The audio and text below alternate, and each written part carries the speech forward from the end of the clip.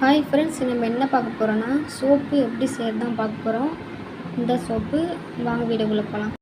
இது வந்து சோப்பு செய்யறது நம்ம மீஷோவில் ஆர்டர் பண்ணி வாங்கினோம், அது வாங்கிக்கலாம். இது வந்து சோத்து கத்தாழை, இது வந்து அரிசி மாவு அரைச்சது.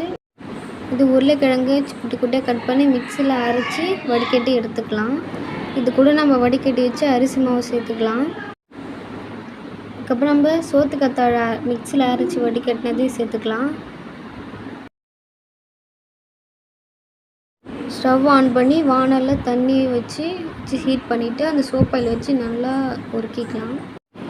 அதுக்கப்புறம் நம்ம ஏற்கனவே மிக்ஸ் பண்ணி வச்சதையும் சேர்த்துட்டு நல்லா அதில் வந்து விட்டமின் சி டேப்லெட் நாங்கள் சேர்த்தோம், மெடிக்கலில் வாங்கினது.